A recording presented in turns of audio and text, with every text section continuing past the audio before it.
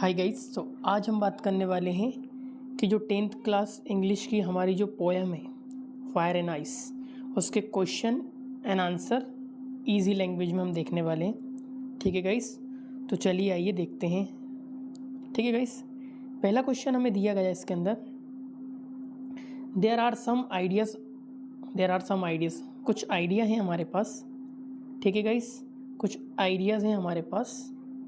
ठीक है, अबाउट किसको बोलते हैं, के बारे में। अबाउट हाउ यानी कैसे, द वर्ल्ड यानी जो दुनिया, will end there are some ideas about how the world, क्या बोलना चाह रहा है,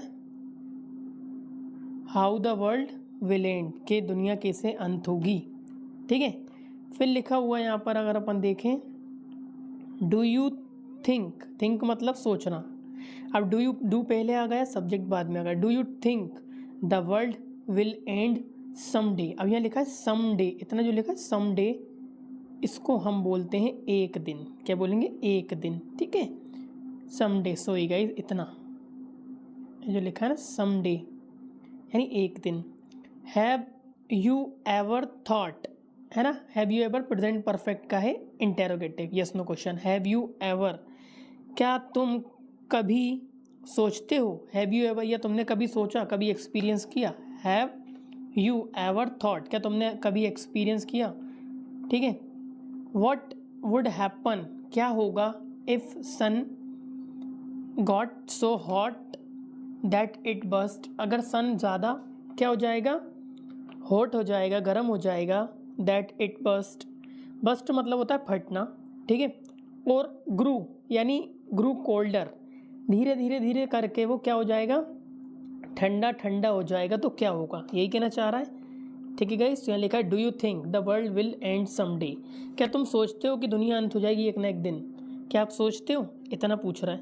और क्या कभी आपने सोचा है कि क्या होगा कि जब सन जो है आपका ज़्यादा हॉट हो जाएगा और जब ठंडा हो जाएगा तो क्या होगा। चलिए आइए गाइस समझते हैं, आंसर देखते हैं। आंसर लिखा है यस, क्या लिखा है, यस आई थिंक मतलब होता है सोचना।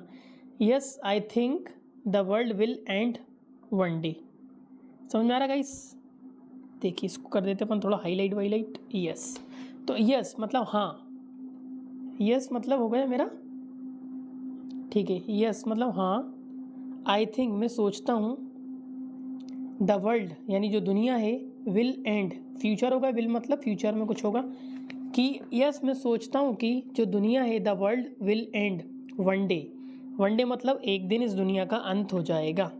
ठीक है, अब देखते हैं यहाँ पे लिखा है इफ़ द सन, इसको थोड़ा सा अपन लाली कर लेते हैं। ठीक है, if the sun gets hot, यदि, ये कंडीशनल सेंटेंस देखिए, if the sun gets too hot, too मतलब बहुत ज़्यादा हॉट हो जाएगा। If the sun gets too hot, everything यानी सब कुछ, विल वर्न यानी सब कुछ क्या हो जाएगा गाइस, जल जाएगा, है ना। इफ़ द सन गेट्स होता है टू हॉट, बहुत ज़्यादा गर्म हो जाता है, एवरीथिंग विल बी बर्न सब कुछ जल जाएगा। ठीक है, if the sun gets too cold, यदि सन गेट्स टू कोल्ड, यदि ज़्यादा कोल्ड हो जाएगा, एवरीथिंग सब कुछ क्या हो जाएगा, विल फ्रीज सब कुछ जम जाएगा। ठीक है, इन बोथ सिचुएशन या बोथ केसेस, इन दोनों केसेस में लाइफ विल एंड, लाइफ का अंत हो जाएगा। ठीक है गाइस, समझ में आया। दूसरा क्वेश्चन देखते हैं, आइए दूसरे क्वेश्चन को बड़ा कर लेते हैं। ठीक है, आइए दूसरा क्वेश्चन हमें ये दिया है गाइस। दूसरा क्वेश्चन फॉर फ्रोस्ट मतलब पॉइंट का नाम। What do ice and fire stand for यानी खड़े होते हैं, उस चीज़ का सपोर्ट करते हैं। ठीक है, तो फायर और आइस किस चीज़ को बताते हैं, देखते हैं गाइस। ठीक है, जो फायर होगा, फायर स्टैंड करता है, उस चीज़ के लिए खड़ा होता है, बोल सकते हैं फायर स्टैंड्स फॉर। फायर जो है मेरा ग्रीड को दिखाता है, लालच, अवेरिस यानी धन का लालच, एंड फ्यूरी यानी गुस्से को दिखाता है। कौन, ये दिखाता है मेरा फायर। ठीक है गाइस, और वहीं अगर मैं बात करूं किसकी, वहीं अगर मैं बात करूं किसकी, आइस की, आइस इसमें एस लगाना पड़ेगा गाइस हमें, ठीक है, 1 मिनट, इसमें एस लगा देते हैं अपन।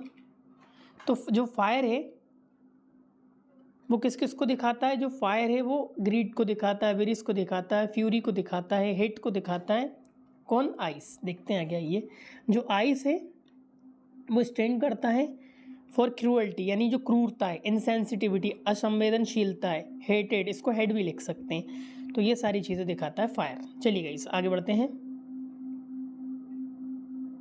अब हमारे पास आ गया है ये क्वेश्चन, देखिए गाइस, इसको थोड़ा बड़ा कर लें अपन, ठीक है, इसको ले लेते हैं अपन, ठीक है। आइए, अब यहाँ लिखा है what is the rhyme scheme, what is the rhyme scheme of the poem, जो हमारी पोएम है उसकी राइम स्कीम क्या है। हाउ डज इट हेल्प, ये कैसे हेल्प करती है, प्रेजेंट इंडेफिनिट, डज आ गए ना, तो हम क्या बोल सकते हैं, डज आ गए मतलब ये क्या बता रही है, डज का मतलब बताती है प्रेजेंट इंडेफिनिट, ठीक है। How does it help in bringing मतलब लाने में, आउट मतलब बाहर, द कॉन्ट्रास्टिंग मतलब जो विरोध करते हैं किसी चीज़ का, आइडियाज इन द पोएम, ठीक है गाइस, समझिए। कहना चाह रहा है, इसको थोड़ा अपन इरेज करते हैं। यहाँ पे कहना चाह रहा है what is the rhyme scheme of the poem, poem की राइम स्कीम क्या है। हाउ डज इट हेल्प, कैसे हेल्प करता है, इन ब्रिंगिंग आउट बाहर लाने में, द कॉन्ट्रास्टिंग आइडिया यानी वो जो विरोध करने वाले आइडिया को बाहर लाने में कैसे मदद करती है पोएम के अंदर, ठीक है। देखते हैं, ये जो राइम स्कीम को लिख देंगे अपन यहाँ पे, the rhyme scheme of the poem is. अब ये राइम स्कीम कैसे मदद करती है बाहर लाने में विरोध को, देखते हैं गाइस क्या दिखाना चाह रही है, देखते हैं, ठीक है। तो हमने राइम स्कीम लिख दी।